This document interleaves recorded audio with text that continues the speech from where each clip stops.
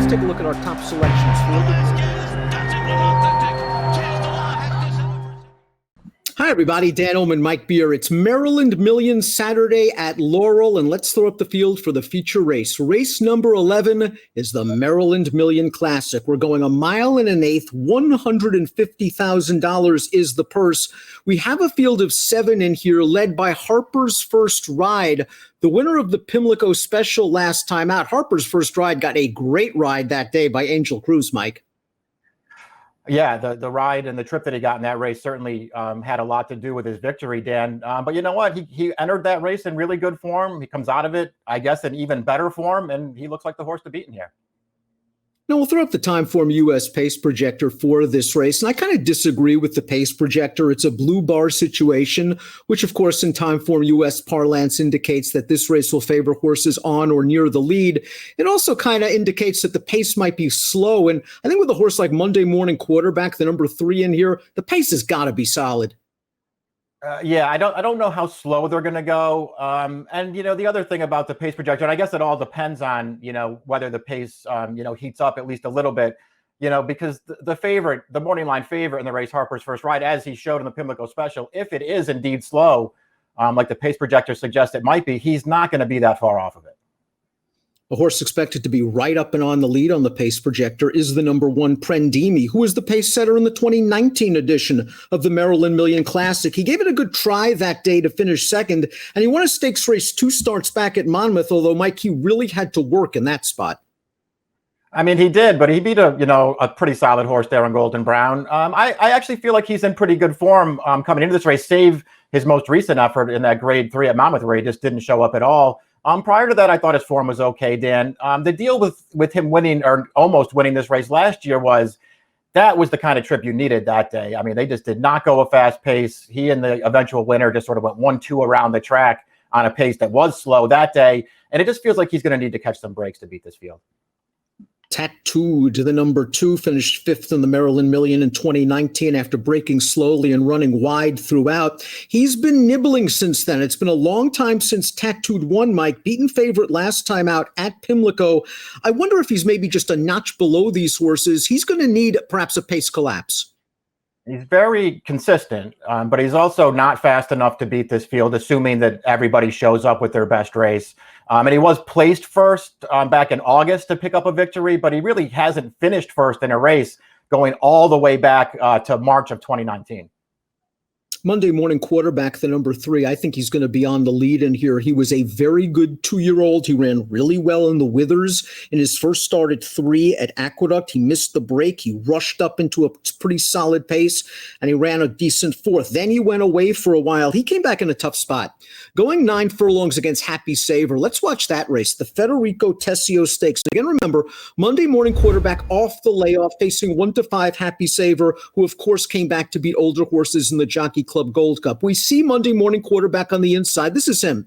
He's either very late to change leads or he doesn't change at all, but he doesn't give up much ground to Happy Saver in the stretch. It was a promising performance.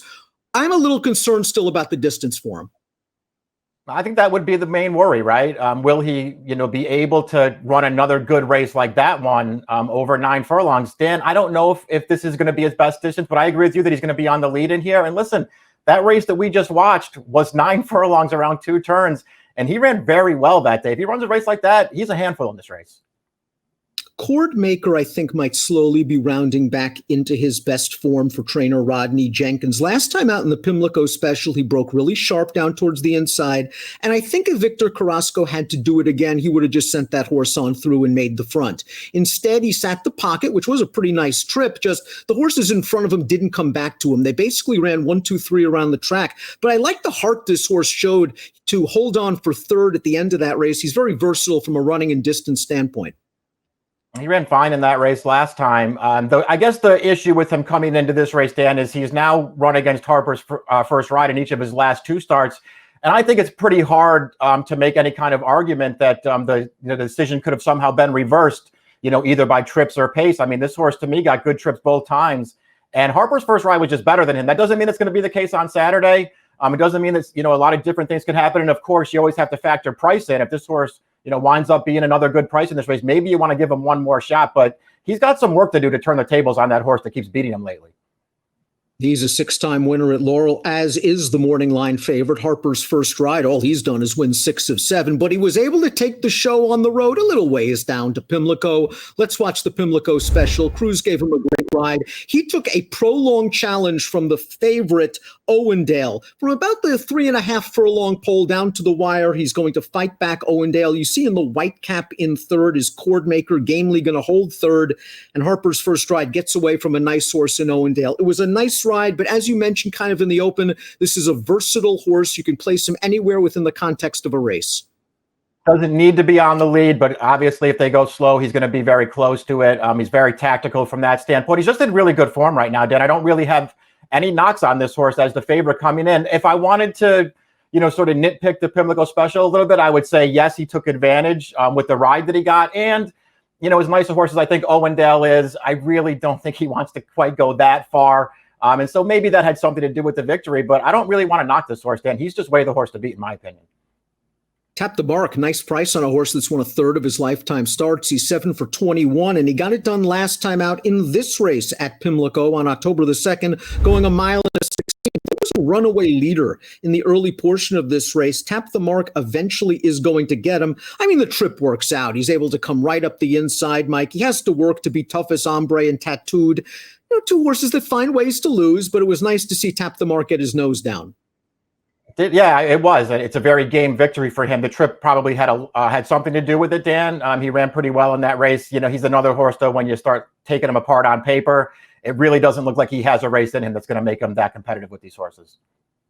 Kelly Rubley has the 7 top line growth, and I think she's done a very good job with this horse. A solid 3-year-old. He's come back firing in both starts at 4. His return off a long layoff at Laurel, I know there was no pace on in that race, but he drew away from a nice one-turn horse in Taco Supreme, and he dusted him off with no issues. He then ran back in the Grade 3 Salvatore Mile. Let's watch that race right now, won by a very sharp horse in Pirate's Punch. Top line growth tried to make a 4-wide move into the race, turning for home. He's going to end up in between horses, finishing second. I thought it was a step in the right direction. He's getting significant weight from the favorite in here, and he's a horse that I think a mile and an eighth will be no problem for. Yeah, I think he's going to get the distance, too. He was certainly okay going a little bit longer last year as a 3-year-old. I agree with you. I think he's come back really strong. It feels like he has taken a step forward as a 4-year-old. I loved the ride that Joe Bravo gave him last time down in the Salvatore Mile. He put him right on Pirate's Punch's back around the second turn. He just wasn't good enough to go with that horse, who, as you mentioned, is in really good form right now. But this horse was game to hold second. I think he makes a lot of sense in this race. And we could say, to look at our top selections for this race, I'm going to go with Harper's First Ride one more time. And Mike, you're going to go with top line growth. You're getting weight. I still think this horse has a bit of upside potential.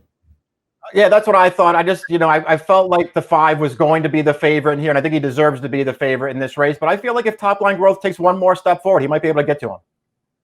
Same exact, a different order. You're going 7, 5, 3, and 2. I just love Harper's First Ride's versatility. He doesn't need to be close to the pace. I think Monday Morning Quarterback and Prendimi are going to fire out of there, and Harper's First Ride might sit a comfortable trip, stalking them in third. 5, 7, 4, 3 for me, 7, 5, 3, 2 for Mike. It's the Maryland Million Classic. It's Maryland Million Saturday at Laurel Park on Saturday, and the approximate post time is 4:53 Eastern. Best of luck.